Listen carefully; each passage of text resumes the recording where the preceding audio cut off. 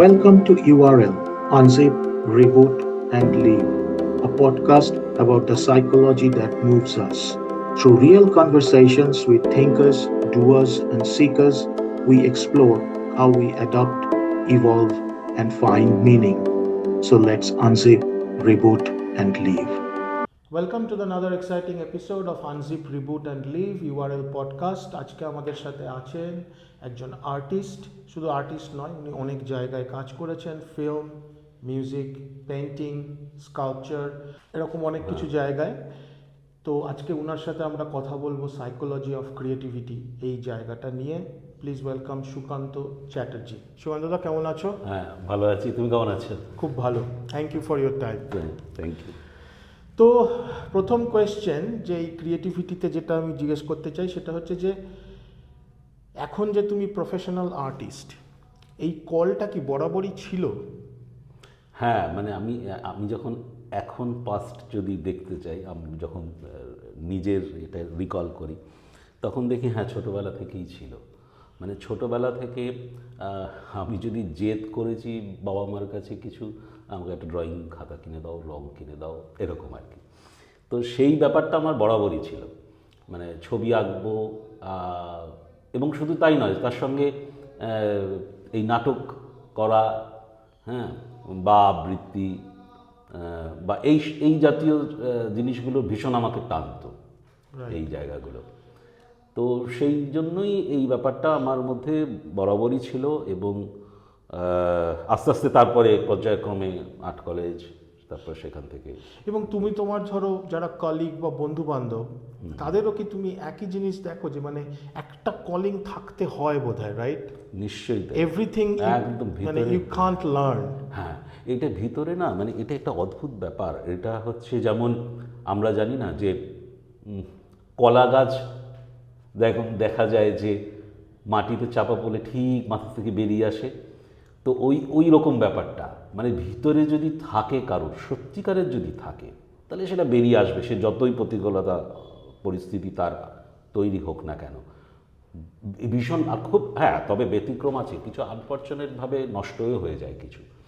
কিন্তু সেখানেও সেই একই ব্যাপার, মানে সেটা হয়তো কিছুটা তার নেগলিজেন্সির জন্য হতে পারে, আবার সেই যে জোরটা দিতে হতো, মানে সেটাও হয়তো পেরে উঠলো না কোনোভাবে। একদম, মানে ওই যে মাটিটা ঠেলে বেরিয়ে আসার যে জোরটা, সেটা হয়তো কোনো কারণে। মানে আমি একটা সাইকোলজিস্টের একটা রিসার্চ পড়েছিলাম, একটা ক্যারেক্টারিস্টিক্স আছে, ওটাকে বলে openness characteristics, one of the big 5 personality traits এগুলোকে বলে।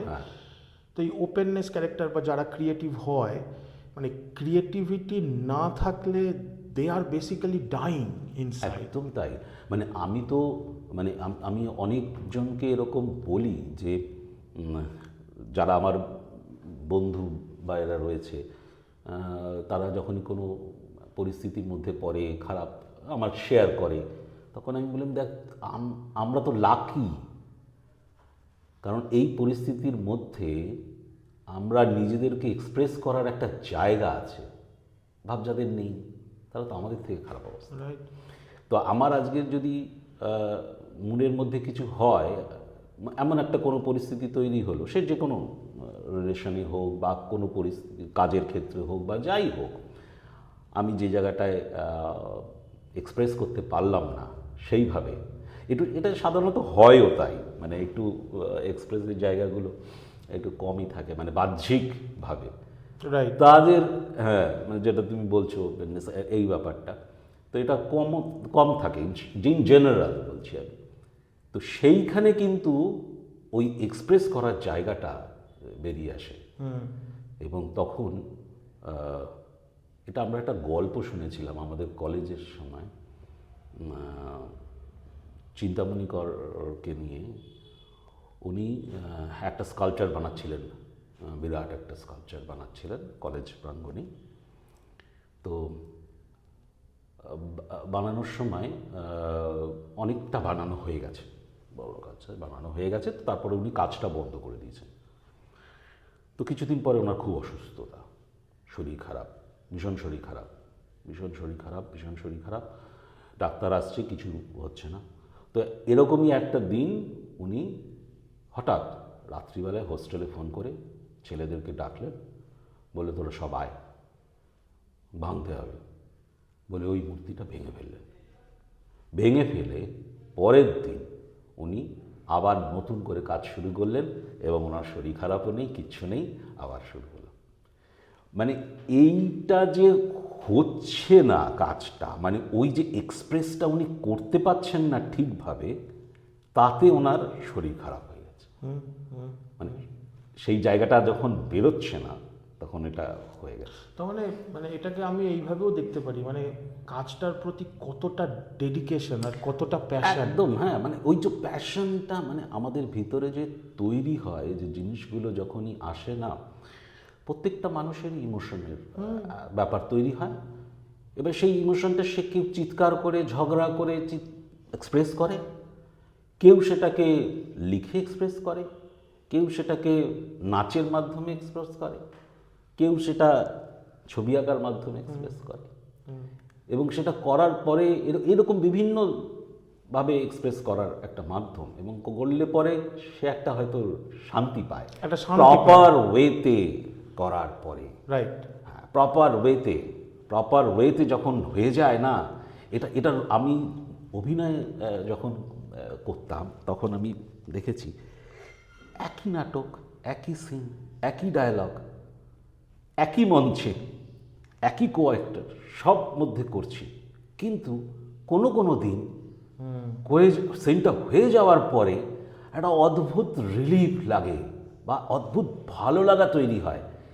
জানি আমার মনে হয় এটা হয়তো মানে ওই দিনগুলোতে বা ওই সময়ে you can touch the truth. একদম তাই। মানে আমি এটা এটা এটা অনেকটা কীরকম ঈশ্বর লাভের মতন ব্যাপার। একদমই। মানে আমি হয়তো তাকে ছুঁতে পারলাম বা তার দর্শন পেলাম।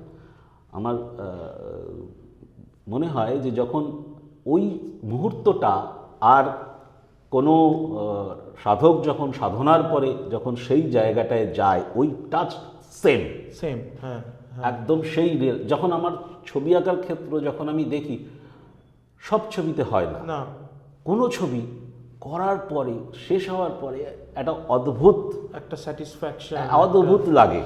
মানে হ্যাঁ, সেই জাস্ট সেই মোমেন্টটা, মানে এটা খুব ফ্র্যাকশন অফ সেকেন্ড হতে পারে বা আরেকটু বেশি হতে পারে, কিন্তু সেই মুহূর্তটা এমন একটা ফিল হয়, আমার মনে হয় সেটা ওই সময়টার একই, মানে যখন সেই ডিভাইন পাওয়ারের দর্শন পাওয়া যায়। ক্রিয়েটিভিটির আনন্দও হয়তো ওইটাই অনেকটা। এক্স্যাক্টলি। এবারে তারপরে যদি সেটা বিক্রি হয়, হয়তো ওই পার্টটা একদম আলাদা, হেল্প করে, ওই পার্টটা আলাদা। মানে এইটা না, এই বিক্রি হওয়া বা কেউ একটা প্রশংসা করলো, এই অনুভূতিটা অনেকটা হচ্ছে একটা, সেটা হয়তো আমার কনফিডেন্ট লেভেলটাকে একটু বিল্ড আপ করে, তার জন্য হতে পারে। হ্যাঁ, সেই ফিলিংসটা হয়তো আমার কনফিডেন্ট লেভেলটা, হ্যাঁ, আমাকে কেউ স্বীকৃতি দিচ্ছে, আমার কাজটা কেউ কিনছে, এই আনন্দটা খানিকটা সেরকম। কিন্তু অন্য সৃষ্টি করার সময় যে আনন্দ, তখন কিন্তু মাথায় আসে না বিক্রির কথাও, সেই ফ্র্যাকশন অফ সেকেন্ডে। তখন কিন্তু মাথায় আসে না কোনো অন্য কোনো যে আমার এটাকে পছন্দ করলো কি করবে না, এই জায়গাটা কিন্তু মাথায় আসে না। মানে সৃষ্টির আনন্দেই ওই একদমই আসে না যখন ওই সব জিনিসগুলো। ঠিক সেরকম যখন আমি দেখেছি অভিনয় করার সময়, আমি যখন ওই রকম মুহূর্তটা আমি খোঁজার চেষ্টা করেছি ব্যাকে গিয়ে, তখন আমি দেখেছি যে আমি এই সময়টা চিন্তা করিনি আমার দর্শক কি নিচ্ছে কি নিচ্ছে না। এই অর্থাৎ আমি 100% আমার ফিলিংসের 100% আমি সেইখানে দিয়েছি। ঠিক সেরকম আমি যখন সেই ডিভাইন পাওয়ারকে আমার সমস্তটা দিয়ে আমি যখন দিতে পেরেছি, এখানে একটা খুব সুন্দর বাংলা আছে, নিরবিচ্ছিন্ন মনঃসংযোগ। নিরবিচ্ছিন্ন মনঃসংযোগটা যখন আমি continuous flow of my being বা আমার ইমোশনস কন্টিনিউয়াস ফ্লো করতে পারছি সেই পয়েন্টে, তখন সেই বিস্ফোরটা ঘটে, তখন সেই জায়গাটা তৈরি হয়। ঠিক সেরকম মানে ওই যেমন আমরা যখন ছবি আঁকতে আঁকতে আমরা ঠিক জানিও না কোন সময়। আমি অনেকবার চেষ্টা করেছি, আচ্ছা দেখি তো কোন সময়, কিন্তু হয়নি। আবার কখনো চিন্তা করতে করতে যখনই আমার ওই চিন্তাটা মন থেকে বেরিয়ে গেছে, ওই যে দেখি তো দর্শক ভালো লাগছে কি না, দেখি তো অমুক করলে দর্শকের হাসে কি না, বা দেখি তো এই দর্শকের কোনো রিয়াকশন পাই কি না, এই চিন্তাটা যখনই আমার মাথা থেকে বেরিয়ে গেছে, আবার ঠিক ছবি আঁকার সময় আমি দেখেছি, আচ্ছা দেখি তো এটা করে ভালো লাগে কি না, আচ্ছা দেখি তো এই রঙটা লাগিয়ে ভালো লাগে কি না, এই চিন্তাটা যখন আমার মন থেকে বেরিয়ে গেছে, ঠিক তখনই কোনো একটা সময় ওই জায়গাটা কমেন্ট হয়েছে। অর্থাৎ এটা হচ্ছে যে আমি যে কাজটা করছি, আমি যে এটাকে যদি ভালোবাসা বলি ভালোবাসা, এটাকে যদি পূজা বলি পূজা, সেটাই যখন আমি কমপ্লিটলি আমি মগ্ন হতে পারছি, মানে অন্য কোনো কিছু চিন্তা না করে, অন্য কোনো কিছু চিন্তা না করে, বাইরের কোনো রকম কিছু না, নট আ সিঙ্গল পার্সেন্টেজ, একটা পার্সেন্টেজও নয়, আমি যখনই আমি এই জায়গাটা পৌঁছাতে পারছি, তখন সেই জায়গাটা, সেই আনন্দটা পেতে পারছি, সেটা যে আনন্দটা একেবারে মানে পিওর আনন্দ যাকে বলে, মানে যে আনন্দটা ক্ষণস্থায়ী নয় হয়তো। তুমি যেমন বলো যে there is no segmentation in your creativity, right? তুমি যখন ছবি আঁকছো, you feel like you are creating a music. যখন হয়তো অভিনয় করছো ভাবছো একটা ছবি আঁকছো। একটা জায়গায় গিয়ে আমারও কিছু, আমি যদিও বই লিখেছি, আমি এই ক্রিয়েটিভ ফিল্ড বলতে আমার ওইটাই, এই জায়গাটা নিয়ে একটু বলো তো, মানে বই how this thing happens within you. হ্যাঁ, বই লেখে আমারও ওই লেখা, আমি যখন লেখালেখি করি, যখন কোনো গল্প লিখি বা কোনো উপন্যাস লিখছি, ওই একই ফিলিংস, আমি না কোনো রকম কোনো তফাৎ খুঁজে পাই না। আমি জাস্ট একটা ছোট্ট উদাহরণ দিই, তাহলে বুঝতে পারবে।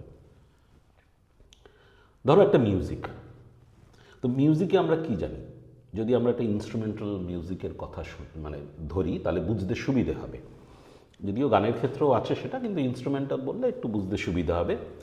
যে ধরো একটা কম্পোজিশন তৈরি হচ্ছে, একটা ইনস্ট্রুমেন্টাল কোনো কম্পোজিশন তৈরি হচ্ছে, ভালো করে খেয়াল করবে যে ওইখানে একটা লিড সুর থাকে, যেটাকে গানের ক্ষেত্রে আমরা স্থায়ী বলি, তো একটা লিড সুর থাকে, যে কিনা থ্রু আউট দ্য মিউজিকটাকে নিয়ে যায়, যে ফ্লোটাকে নিয়ে যায়, যদি আমরা এইভাবে ভাবি। এরপরে এর চারপাশে আশেপাশে কিছু নোটস তৈরি হয়, যেটা কিনা ওকে হেল্প করে বিল্ড আপ করতে। সেটা বিভিন্ন ইনস্ট্রুমেন্ট দিয়ে হতে পারে, বা বিভিন্ন নোটস থাকে, বিভিন্ন সুর থাকে, টুকরো টুকরো সুর থাকে, যেটা কিন্তু ওর সেই সুরটা নিজে স্বতন্ত্র হয় না, সেই সুরটা নিজে স্বতন্ত্র হয়ে বলে না তুমি আমাকে শোনো, সে বলবে তুমি ওকেই শোনো, আমি ওকে এনরিচ করছি আরও। যেমন আমরা যদি দেখি যে তবলা, কোনো জাকির হোসেনের যদি সোলো পারফরমেন্স দেখো, যে তবলা বাজছে, আমি এটা দেখেছিলাম ওনার একটা লাইভ পারফরমেন্স নজরুল মঞ্চে, তখন উনি প্রথমে এসে বলছেন যে যিনি হারমোনিয়ামে রয়েছেন ওনাকে সাপোর্ট করবে, উনি বলছেন উনি যেরকম বাজাবেন আমি সেরকম বাজাবো, অথচ কিন্তু সোলো হচ্ছে ওনার। তার এটার মানে হচ্ছে যে এই দুটো ইনস্ট্রুমেন্ট, খালি দুটো ইনস্ট্রুমেন্ট, কিন্তু কেউ কাউকে ছাপিয়ে যাবে না, দুজন দুজনকে করবে, একজন মূল, তাকে সাপোর্ট করবে আরেকজন। ঠিক সেরকম এই যে মিউজিকের মধ্যে দেখছি যে আমরা একটা মিউজিক যাচ্ছে, ক্লাসিক্যাল সঙ্গীতেও আমি ভীষণভাবে দেখেছি, দেখবে তুমি একটা রাগকে আমরা ধরি, তো তার মাঝখানে অনেক আসে, এসে আবার সেই রাগেই আমরা ফিরে আসি, সেই নোটটাতেই ফিরে আসি। তো ঠিক সেরকম তুমি ডিজাইনের ক্ষেত্রে তুমি যদি দেখো, যে কোনো একটা ডিজাইন তুমি যদি ধরো, সে ডিজাইনটাই দেখবে একটা মূল ডিজাইন থাকে, একটা ফ্লো থাকে, তার পাশের কলকা হোক বা কোনো মোটিভ হোক তাকে সাপোর্ট করে। ঠিক সেরকম একটা ছবির ক্ষেত্রে যদি আমি দেখি, আমি যদি একটা পেইন্টিংয়ের ক্ষেত্রে দেখি, পেইন্টিংয়ের পয়েন্ট অফ ইন্টারেস্ট একটা সিঙ্গল, বাদ বাকি যতগুলো অবজেক্ট থাকবে তারা সবাই ওকে সাপোর্ট করবে, ও বলবে আমাকে দেখো না, ওকে দেখো, সেটাই কিন্তু অ্যাকচুয়াল ছবির উদ্দেশ্য। মূল একটা গল্পের ক্ষেত্রেও তুমি দেখবে যে তুমি একটি গল্প, একটি কাহিনী, একটি অংশ, একটিকেই নিয়ে তুমি এগোবে, বাদবাকি যত উপগল্প থাকবে বা উপস্টোরি থাকবে বা যতগুলো থাকবে সেগুলো সবই কিন্তু ওটাকে সাপোর্ট করবে, ওটাকে ছাপিয়ে যাবে না।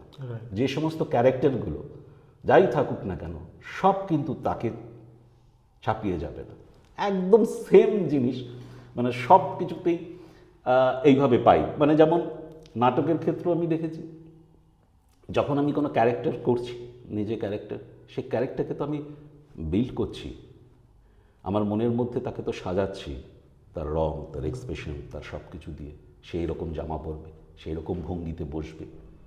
আমি কি করছি? আমি তো ড্রয়িংই করছি, আমি তো জেস্চার তৈরি করছি, আমি তো সেইভাবে করছি, খালি ওটা নড়ছে, এটা নড়ছে না, এই তফাৎ।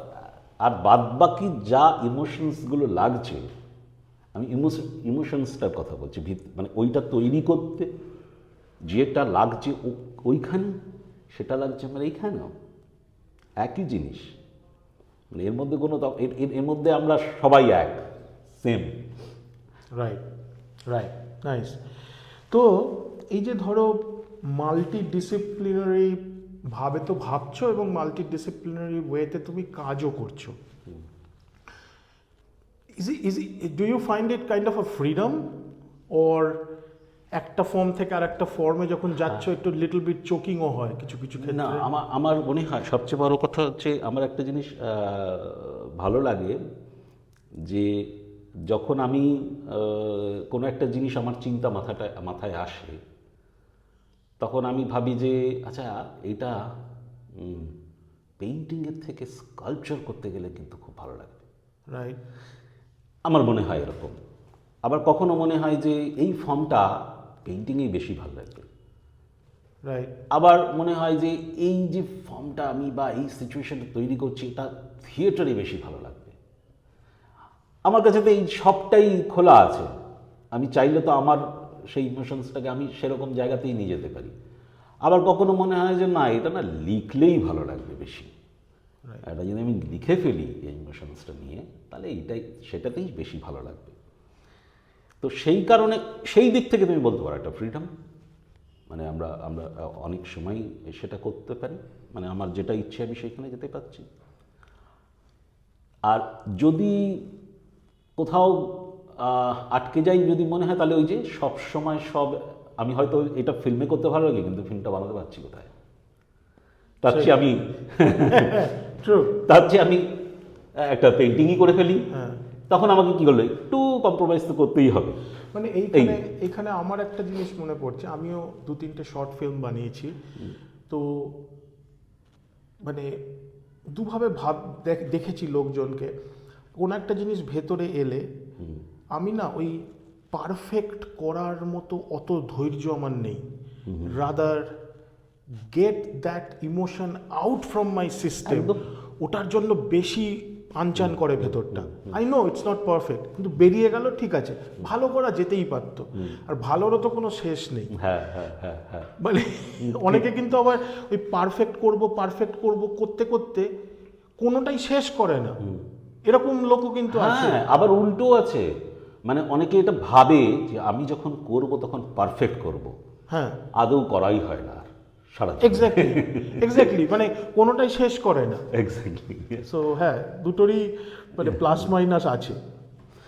আচ্ছা, এরকম কি কিছু হয় তোমার যে মনে হয়, যেমন আমি ধরো শর্ট ফিল্ম করতে গিয়ে যেটা মনে হয়েছে যে সাউন্ড নিয়ে কাজ করার, মানে আমার হয়তো স্কিল কথাটা না বললেও আমার কোনো ক্যাপাবিলিটি নেই, আমার কাছে কোনো রিসোর্সও নেই।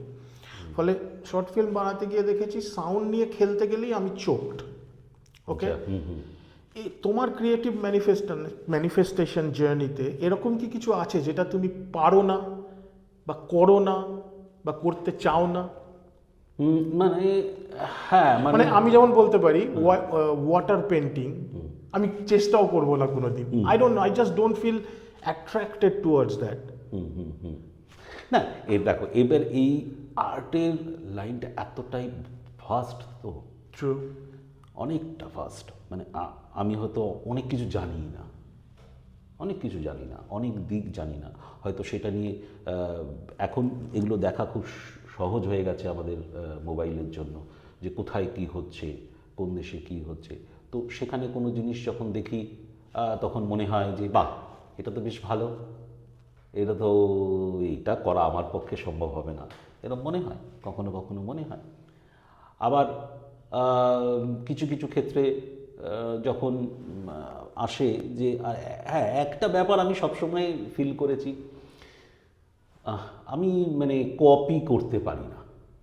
মানে Right. কোনো কাজ দেখে বা কোনো কিছু দেখে যদি আমাকে বলে কপি করতে পারা বা কিছু, যে কারণে এমনকি পোর্ট্রেট করতেও আমার খুব অস্বস্তি হয়।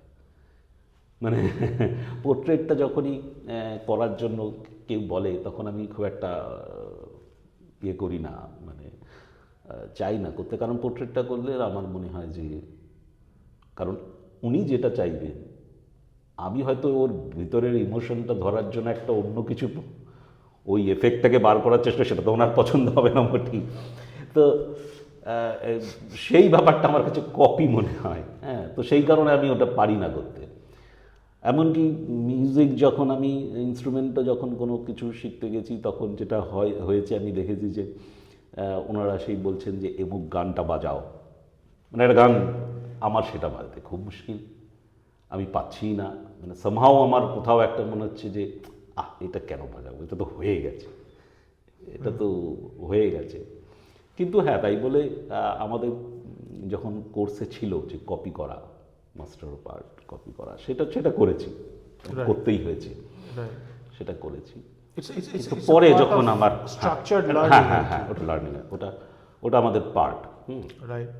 তো মানে অ্যাকচুয়ালি কি হয়, যেমন ফিল্ম বানাতে গিয়েও ভালো ভালো ফিল্ম মেকারদের ফিল্ম দেখেছি।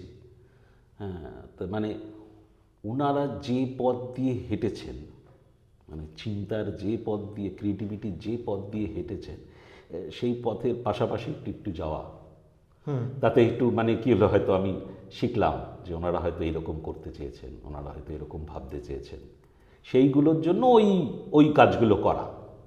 যে এইখানে একটা জিনিস আমার মনে হচ্ছে, ধরো ক্রিয়েটিভিটির দুটো জিনিস, একটা হচ্ছে যে টু লার্ন দ্যাট ক্রাফট, ওকে, মানে আমি যদি ছবি আঁকছি, আমাকে মানে রং তুলি ব্যবহার করার একটা একটা স্কিল আছে, টেকনোলজি স্কিল, সেটা আমাকে ডেভেলপ করতে একদম, হবে উইথ একদম, প্র্যাকটিস এন্ড একদম, অল। একদম, একদম, একদম। ওইটা বাদ দিয়ে আমি যদি ক্রিয়েটিভ সেন্সিবিলিটি বলি, এক হচ্ছে এটা কতটা স্ট্রাকচার্ড লার্নিং দরকার, একদম।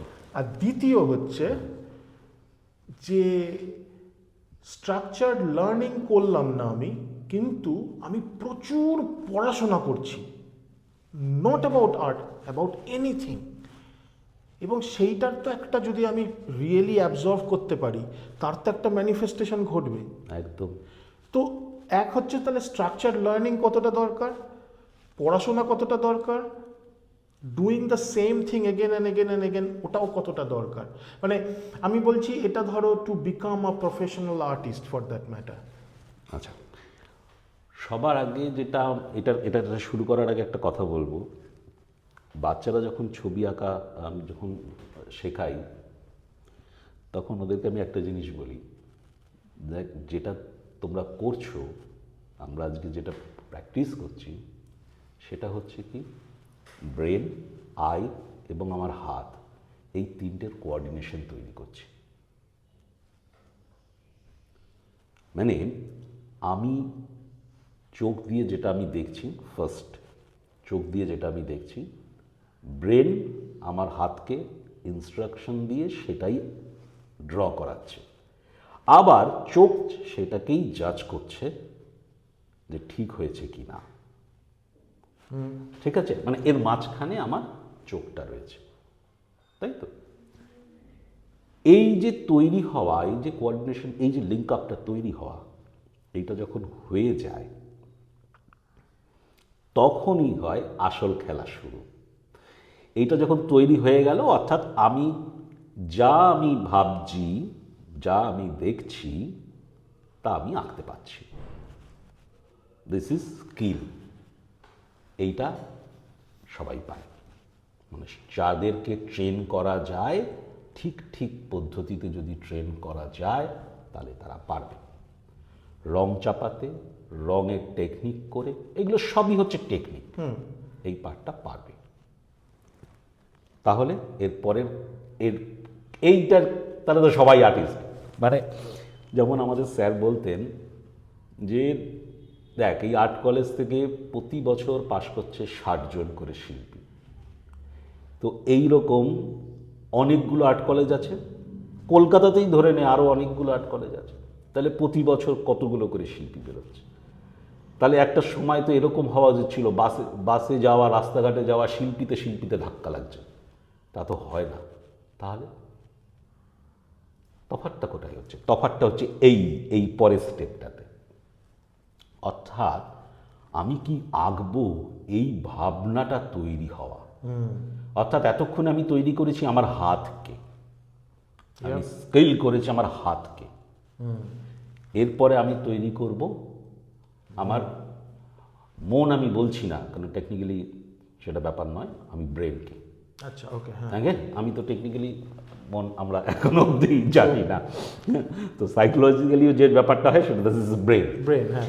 তো আমি ব্রেনই বলছি, তো ব্রেনকে আমরা তৈরি করি। এতক্ষণ তো আমি হাত তৈরি করে নিয়েছি, ঠিক আছে? এবার ব্রেন তৈরি করার জন্য আমাকে ব্রেনকেও দিতে হবে, ফুড দিতে হবে। তো ব্রেনের ফুড হচ্ছে, যদি তুমি শিল্পী হতে চাও তার জন্য হচ্ছে সাহিত্য, কবিতা, গান, নাটক, সব মিউজিক, এইগুলো তোমাকে শুনতে হবে, পড়তে হবে, অ্যাবজর্ব করতে হবে, ব্রেনকে তৈরি করতে হবে, ব্রেনের মধ্যে জিনিস দিতে হবে। ভালো কবিতা পড়ো, ভীষণ ভালো জিনিস, ভালো গান শোনো, মিউজিক শোনো, গল্প পড়ো, এইগুলোতে না ব্রেন তৈরি হয়, এবং যে এইটাই কিন্তু আমার কাজে আসবে।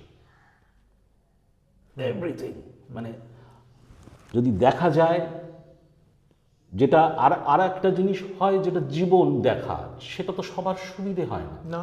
আমরা তো বেরোতেই পারি না, আমরা তো এখন মানে ঘরের থেকেই বেরোতে পারি না, যার জন্য ভিটামিন ডি এর সবারই অভাব। তো এই কারণেই তো জীবন দেখার সুযোগ তো আমরা পাচ্ছি না। আমি একটা ডিসকাশনে একজন স্বামীজির সাথে ডিসকাশন করেছিলাম, আমি আমার বইতেও লিখেছি।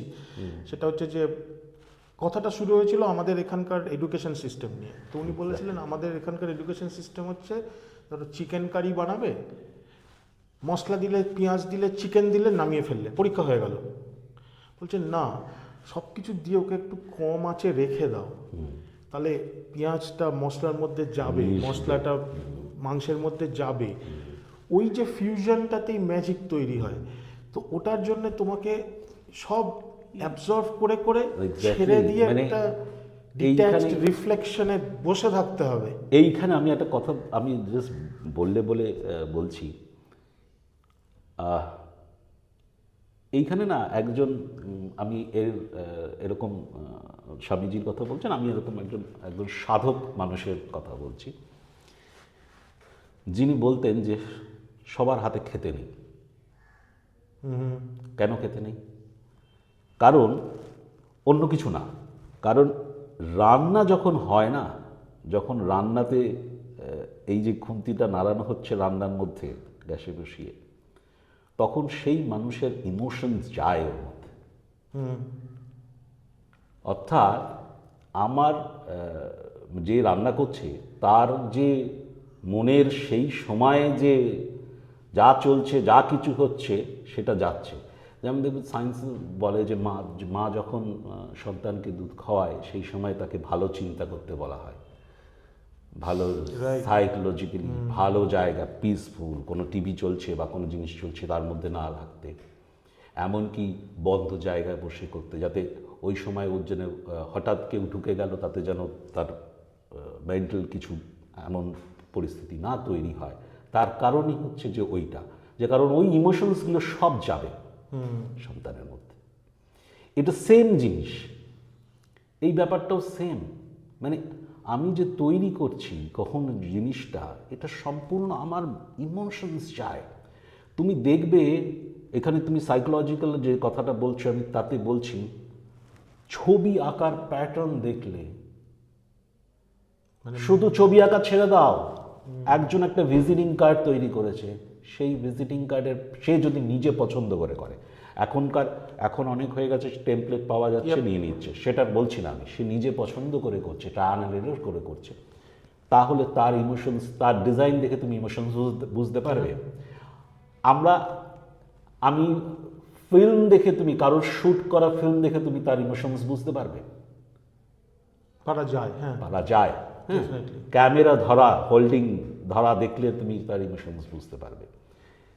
ছবির আঁকা দেখে, রং ব্যবহার, লাইনের ব্যবহার দেখলে পরে তুমি তার ইমোশনস বুঝতে পারবে, সেই সময় তার কি ইমোশনস ছিল, তুমি এটা ধরতে পারবে।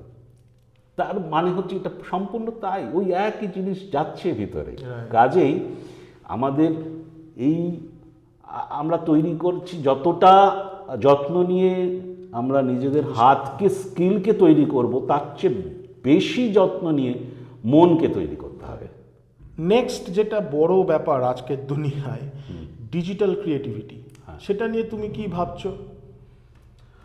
ডিজিটাল ক্রিয়েটিভিটির, আচ্ছা দেখো, প্রথম আমি এআইটা পরে আসছি। হ্যাঁ, আমরা অ্যাকচুয়ালি, আমি ছিলাম আমাদের আর্ট কলেজ শেষ হয়ে যাওয়ার পরে আমি কম্পিউটার মাল্টিমিডিয়া স্টার্ট করি।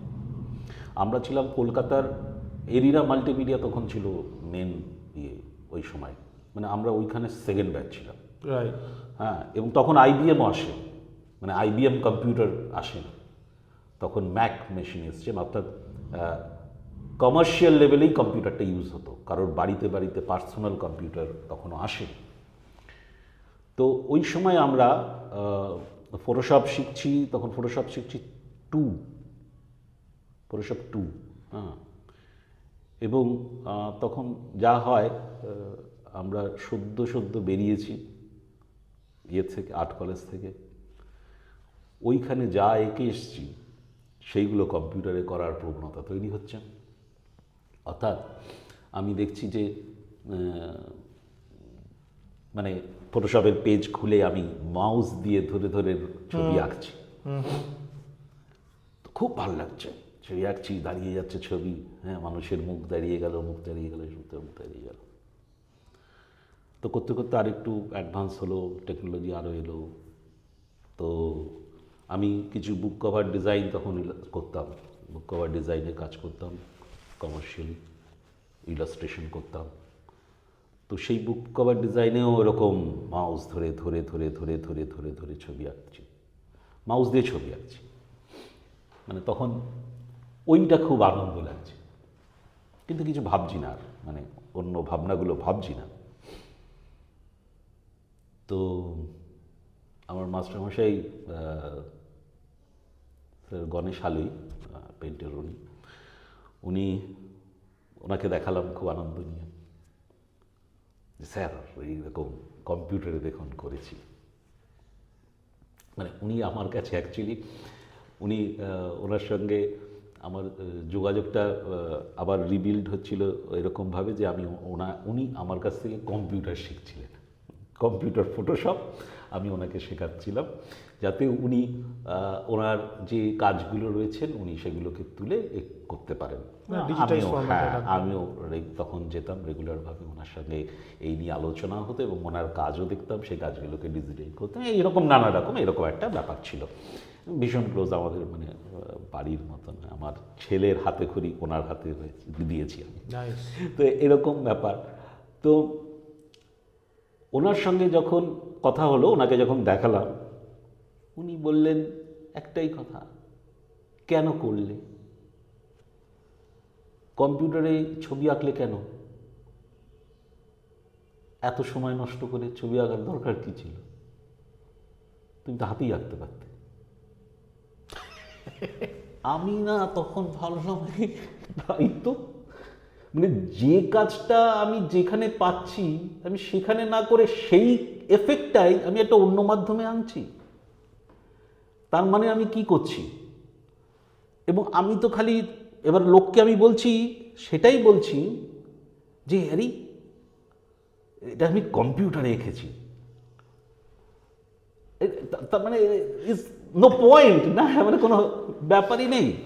অনেকটা অনেকটা আজকে যখন হাইপার রিয়েলিস্টিক ছবি আঁকা দেখি, হাইপার রিয়েলিস্টিক ছবি আঁকা একটা নতুন জিনিস বেরিয়েছে, হাইপার মানে লোম একদম সব বোঝাই দেখা যাচ্ছে না হ্যাঁ, ওগুলো। তারা বলছেন, তারা দাবি করছেন এতদিন ধরে এঁকেছি হাইপার রিয়েলিস্টিক, সবাই দেখে বলছে জানি দারুণ তো দারুণ তো।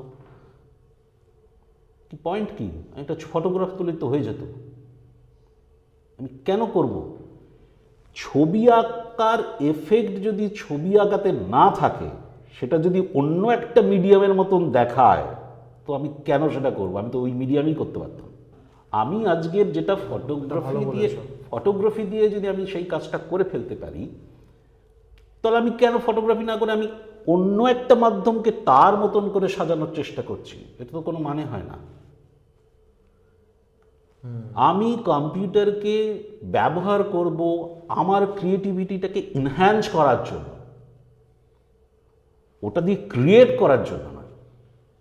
রাইট। কম্পিউটারে ক্রিয়েট করব সেই জিনিস যেটা কিনা আমি অন্য কোনো ফরম্যাটে হচ্ছে না। রাইট, যে মিডিয়ামে, যেটা যেমন আমি আজকে যদি অ্যানিমেশন তৈরি করি, আমি কখনোই চেষ্টা করব না অ্যানিমেশনটাকে মানুষের মতন লাগছে দেখতে, না, যেটা আজকের এআই হচ্ছে। আমি কখনোই চেষ্টা করব না। আমি কেন করব ওটা দিয়ে? হ্যাঁ, ওটা তখনই করব যেটা মানুষকে দিয়ে করানো সম্ভব হতো না, বা সেই রকম সিচুয়েশন করানো যেত না, বা সেই রকম জিনিস শ্যুট করা যেত না। এইটা হচ্ছে এটা বিরাট জিনিস, যে কোনো ক্রিয়েটিভ মানুষদের তাই এটা ভাবা উচিত। আমি কেন সেটা করব? আমি যখন জানি আমি আজকের একটা মূর্তি যদি আজকের বানাই, আমি সেটা মূর্তি বানাবো, আমি নিশ্চয়ই পেইন্টিংয়ে সেরকম এফেক্ট দেবো না যাতে মূর্তি হচ্ছে। রাইট।